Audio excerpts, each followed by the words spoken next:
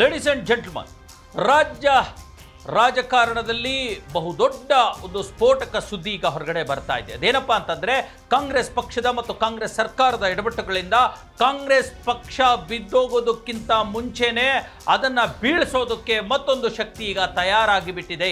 ಶತಾಯಗತಾಯ ಈ ಕಾಂಗ್ರೆಸ್ ಪಕ್ಷದ ಕುರ್ಚಿ ಕಿತ್ತಾಟವನ್ನೇ DK ಶಿವಕುಮಾರ್ ಮತ್ತು ಸಿದ್ದರಾಮಯ್ಯನವರ ಬಣಬಡಿದಾಟವನ್ನೇ ಅಸ್ತ್ರವನ್ನಾಗಿ ಮಾಡಿಕೊಂಡು ಇಲ್ಲಿ ಇನ್ನು ಉಳಿದಿರ್ತಕ್ಕಂಥ 2 ವರ್ಷಗಳ ಅವಧಿಗೆ ಬೇರೆಯದೇ ಆಗಿರ್ತಕ್ಕಂಥ ಸರ್ಕಾರ ರಚನೆಗೆ ಈಗ BJP ಮುಂದಾಗಿದೆ ಅನ್ನುವಂಥ ದೊಡ್ಡ ಮಟ್ಟದ ಚರ್ಚೆ ಮತ್ತು ಸ್ಫೋಟಕ ಮಾಹಿತಿ ಚರ್ಚೆ ಆಗ್ತಾ ಇದೆ.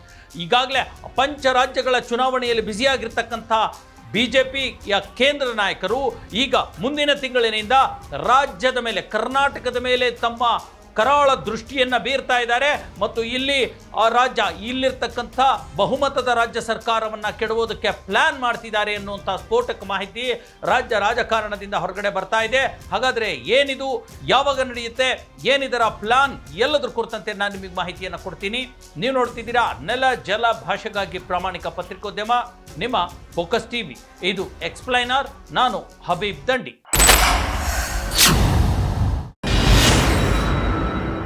ಎಸ್ ವೀಕ್ಷಕರೇ, ಈಗಾಗಲೇ ರಾಜ್ಯ ರಾಜಕಾರಣದಲ್ಲಿ ಉಂಟಾಗಿರ್ತಕ್ಕಂಥ ದೊಡ್ಡ ಅಲ್ಲೋಲ ಕಲ್ಲೋಲ ಇದೆಯಲ್ಲ, ದೊಡ್ಡ ಬಿರುಕಿದೆಯಲ್ಲ, DCM ಮತ್ತು CM ನಡುವಿನ ದೊಡ್ಡ ಮಟ್ಟದ ಕಂದಕ ಇದೆಯಲ್ಲ, ರಾಜ್ಯ ಸರ್ಕಾರದಲ್ಲಿ ಕಾಂಗ್ರೆಸ್ ಪಕ್ಷದಲ್ಲಿ, ಅದರಲ್ಲೂ ಮೂಲ ಕಾಂಗ್ರೆಸ್ಸಿಗರು ಮತ್ತು ವಲಸೆ ಕಾಂಗ್ರೆಸ್ಸಿಗರು ಅನ್ನುವಂಥ ಒಂದು ದೊಡ್ಡ ಬಿರುಕಿದೆಯಲ್ಲ, ಅದು ದೊಡ್ಡ ಮಟ್ಟದ ಇನ್ನೊಂದು ರಾಜಕೀಯ ರೂಪವನ್ನು ತೆಗೆದುಕೊಳ್ಳಕ್ಕೆ ಹೊರಟು ಬಿಟ್ಟಿದೆ.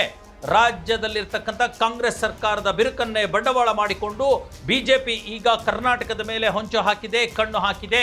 ಇಲ್ಲಿಯವರೆಗೂ ಪಂಚರಾಜ್ಯ ಚುನಾವಣೆಗಳ ಮೇಲೆ ಕಾನ್ಸಂಟ್ರೇಟ್ ಮಾಡಿರ್ತಕ್ಕಂಥ BJP ಕೇಂದ್ರ ನಾಯಕರು, ಅದು ಅಮಿತ್ ಶಾ ಆಗಿರಲಿ, ನರೇಂದ್ರ ಮೋದಿಯವರಾಗಿರಲಿ, ಅಥವಾ ರಾಜನಾಥ್ ಸಿಂಗ್ ಆಗಿರಲಿ, ಅಥವಾ BJPಯ ರಾಷ್ಟ್ರೀಯ ಅಧ್ಯಕ್ಷ ನಿತಿನ್ ನಬೀನ್ ಆಗಿರಲಿ, ಈಗ ಕರ್ನಾಟಕದ ಮೇಲೆ ಅವರ ಕಣ್ಣು ಬಿದ್ದಿದೆ.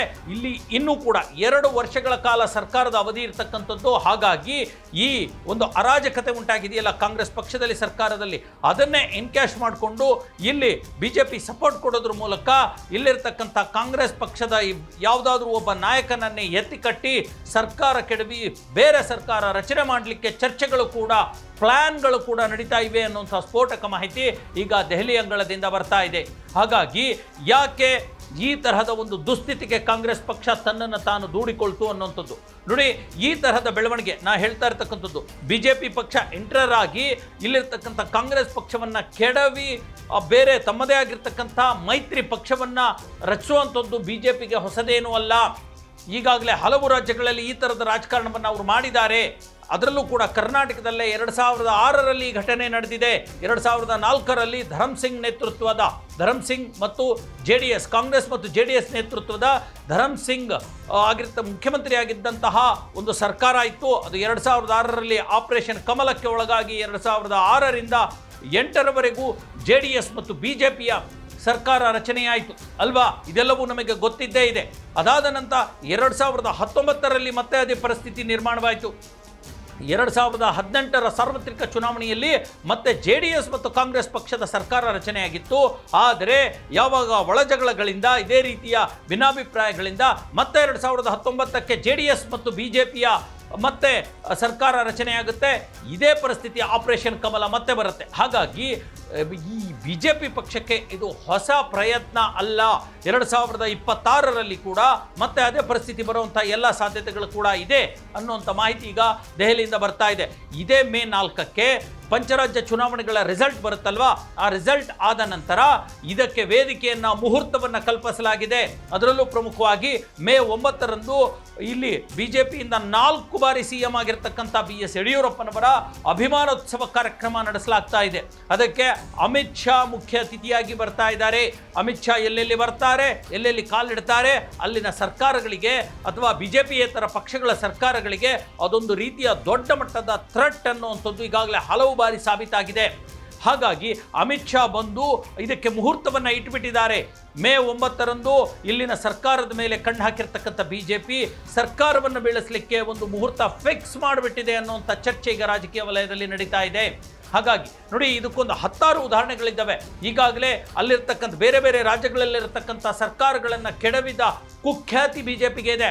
ಮಹಾರಾಷ್ಟ್ರದಲ್ಲಿ ಶಿವಸೇನೆಯ ಒಂದು ಮೈತ್ರಿಯ ಸರ್ಕಾರವನ್ನು ಕೆಡವಿ ಅಲ್ಲಿ BJPಯ ಸರ್ಕಾರವನ್ನು ಕಟ್ಟಿರ್ತಕ್ಕಂಥದ್ದನ್ನು ನಾವು ನೋಡಿದ್ದೀವಿ. ಶಿವಸೇನೆಯನ್ನು ಕೆಡವಿರ್ತಕ್ಕಂಥದ್ದು.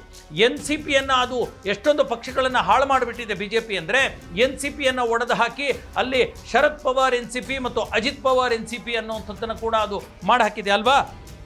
ಇದಲ್ಲದೆ UPಯಲ್ಲಿ SP ಸಮಾಜವಾದಿ ಪಾರ್ಟಿಯನ್ನು ಒಡೆದಿದೆ, BSPಯನ್ನು ಒಡೆದಿದೆ, ಬಹುಜನ ಸಮಾಜವಾದಿ ಪಾರ್ಟಿಯನ್ನು ಕೂಡ ಹೊಡೆದಿರ್ತಕ್ಕಂಥದ್ದು. ಜಮ್ಮು ಕಾಶ್ಮೀರದಲ್ಲೂ ಕೂಡ BJP ಮೂಲಕ ನೇತೃತ್ವದ ಒಂದು ಸರ್ಕಾರ ಆಗಿದೆ.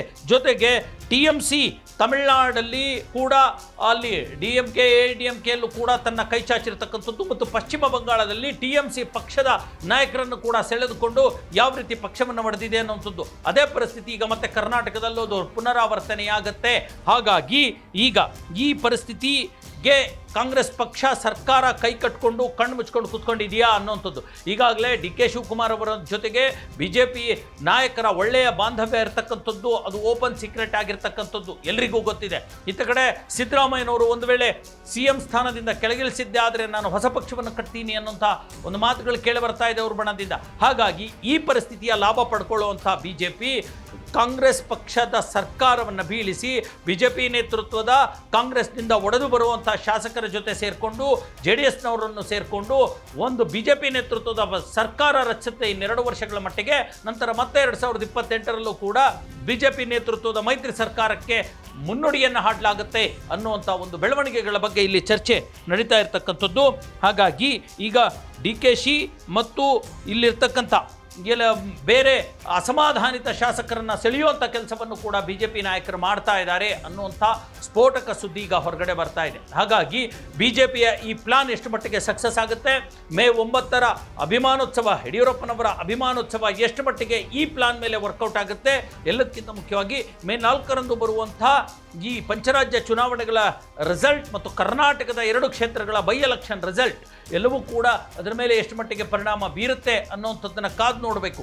ಎಲ್ಲಕ್ಕಿಂತ ಬಹಳ ಪ್ರಮುಖವಾಗಿ ಮುಖ್ಯವಾಗಿ ಕಾಂಗ್ರೆಸ್ ಪಕ್ಷದ ಗೊಂದಲಗಳನ್ನು ಹೈಕಮಾಂಡ್ ಬಗೆಹರಿಸುತ್ತಾ ಅಥವಾ BJPಗೆ ಒಂದು ರೀತಿಯ ಸಿಹಿಯನ್ನು ತಟ್ಟೆಯಲ್ಲಿ ಇಟ್ಟು ತಗೊಳ್ಳಿ ಅನ್ನುವಂಥ ಒಂದು ಕೊಡುಗೆಯನ್ನು ಕೊಟ್ಟುಬಿಡುತ್ತಾ ಕಾಂಗ್ರೆಸ್ ಹೈಕಮಾಂಡ್ ಅನ್ನುವಂಥದ್ದನ್ನು ಕೂಡ ನಾವು ಕಾದು ನೋಡಬೇಕಿದೆ. ಎಸ್ ವೀಕ್ಷಕರು, ಇದಾಗಿತ್ತು ಇವತ್ತಿನ ಎಕ್ಸ್ಪ್ಲೇನರ್. ಮುಂದಿನ ಮತ್ತೊಂದು ವಿಚಾರದೊಂದಿಗೆ ಮತ್ತೆ ಬರ್ತೀನಿ. ಅಲ್ಲಿವರೆಗೂ ನೋಡ್ತಾ ಇರಿ ಫೋಕಸ್ TV.